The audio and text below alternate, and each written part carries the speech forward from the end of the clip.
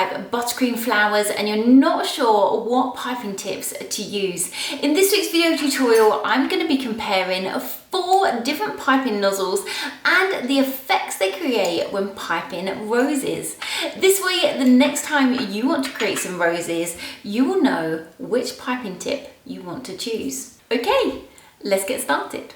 So the things we're going to need is, first of all, I've got some buttercream, and this is just some American buttercream. I want this nice and creamy, but a little bit firmer than I usually do on the side of my cakes, because I really want those flowers to hold their shape. So what I've done is I've used my American buttercream recipe, which I will put a link to in the description below, but I've actually not used any milk. So I've just used butter, sugar, and my vanilla flavoring.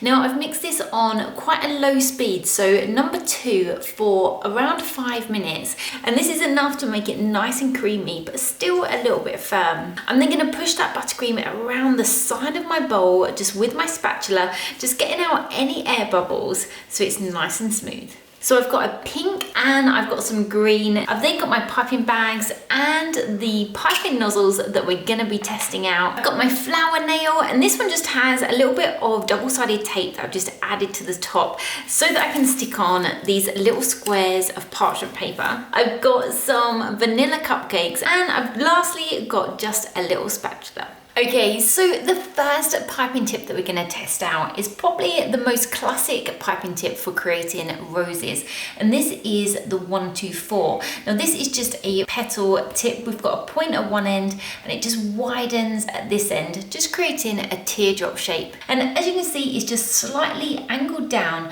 but it's a nice straight line. Now the great thing about this piping tip is this one has an opening of around 1 centimetre, but it comes in so many different sizes. So the great thing about this shape piping tip is once you know how to pipe a rose, you can create them in any different size. So I'm just going to cut the end off of my piping bag, slot that nozzle in, and just use a glass to hold my piping bag still. Now, when doing flowers, I don't want the palm of my hands to heat up that buttercream too much. So I'm just going to be working with small amounts of buttercream at a time. So I'm going to start off just by placing a bit of parchment paper onto my flower nail. Now, whether you're piping roses from buttercream or making them out of fondant, the first thing we always start with is a little bud. Now, we could pipe this directly onto our parchment paper, and this will give us quite a low rose. I'm actually going to pipe a little blob of buttercream, which is just going to bring it up slightly. Now, we're going to keep the widest part of our piping nozzle at the bottom with that point at the top. And just angling in our piping nozzle, I'm going to rotate to create a tiny little flower bud.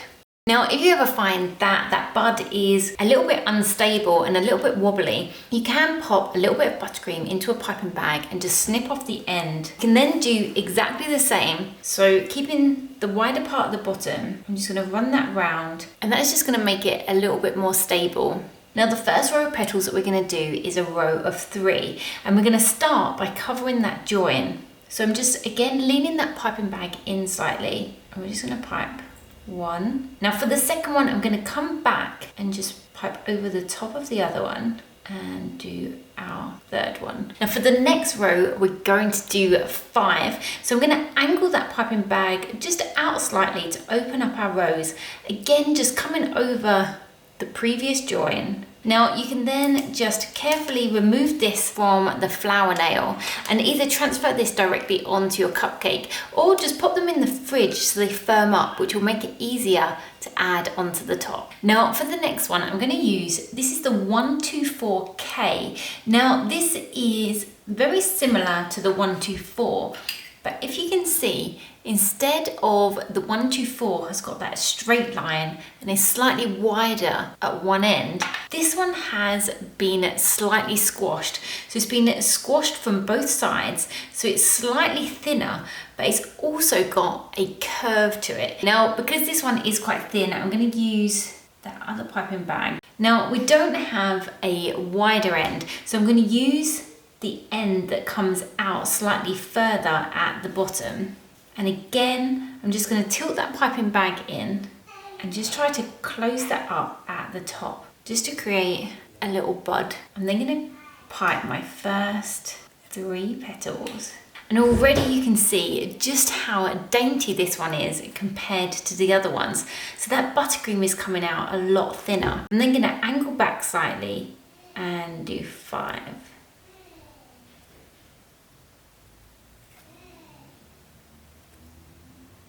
Now this one is a lot tighter of a rose because that buttercream is a lot thinner. So to get it the same size as the other one, I'm going to do another 5 petals around the edge. And as I go, I'm just going to lift my piping bag up slightly. And I just think with all those different petals in there, just looks so pretty. For the next piping tip, this is actually called the GG1062. And this one I have seen has become so popular on social media for creating roses. Now this one has a curve in it. So we still have that same teardrop shape, which is wider at one end, but it actually bends round. Now this one is actually quite similar to another one which you may have seen, which people tend to use for peonies. So this is the Gem 123. So it's got that curve in it, but it's not as wide. So as you can see on the back, it's actually been squished. So it's a lot thinner, which is going to give us a nice thin petal. Now this one curves round to the right. Now if you're left-handed and you tend to pipe a rose in the opposite direction, you will actually need one that goes in the opposite direction. So this is the GG1061 and that one just curves to the left. Okay, so again, I'm just going to start with a little circle bud in the center, and then taking my piping nozzle, I'm going to pipe that first little bud. I've then got my 3 petals around the outside. So you see they're just crossing over each other. And already you can see what that curve is doing, and it's just curving over the top of that petal. So I'm going to do the next 5. And just look at how pretty that is. So you can see that the top of our petals are just bending over, just creating the prettiest little rose. And I just have to show you, if you add another row of petals around the outside, you can really start to open up that rose, and it just looks so pretty with this piping nozzle. Okay, it's time for the final piping tip. Now, this one is the Gem 116, and I just really wanted to give this one a try. So this is the same kind of style. So we have a wider bottom, we have a point at the top, and you can tell that the starting shape was a teardrop shape, but we actually have 2 different curves. So it curves out at the bottom and then comes in at the top. So let's give this one a try. So we've got our little bud. So again, keeping the widest part of the piping nozzle at the bottom, I'm going to pipe the center of my flower. I'm then going to do my first 3. So these really curve inwards because we've got that curve at the top. You can always just use a little spatula just to bring in any of those ends. Now this one still does give that kind of rose effect. It's just a lot more closed up. Now one thing I want to try with this one is I've just done it in exactly the same way to get that tight bud, but I'm going to pipe the petals the opposite direction. So I'm going to pipe them but turn the flower needle anti-clockwise. And just using that exact same piping tip in a different way, we've just got a very different effect. So instead of those petals coming inwards, they are actually flaring outwards. Not as much as the 1062, because I think we do have this secondary curve at the bottom, but it does just give a very different effect with the same nozzle. Okay, now I am going to be putting these roses onto Cupcake so we can see the final effect. But first of all, let's compare how they look. So first of all, we had the 124 piping nozzle, and it made just a really simple looking rose, a little bit simpler than the rest of them. We then had the 124K, and this one I just really love. I think the size of that nozzle, you're just able to get a lot more petals in, which just gives this really dainty appearance. Next we had the GG1062. Because we had that curve, it just allowed those petals to really just curve outwards and just give the most prettiest little effect. And I think maybe that one is the most realistic. Lastly, we had the Gem 116, and this one just had a really fun shape. So it's got this slight wiggle in it. This one, depending on which way you use it, those petals curve inward slightly. I would say this one has a bit of a cartoon vibe to it. But there are our 4 different roses. So let's add these onto some cupcakes. Now I'm just going to add a little bit of that pink buttercream to the top, just to allow those roses to stick. Now I have had them in the fridge, so I should be able to just very carefully peel them away and just stick it into place.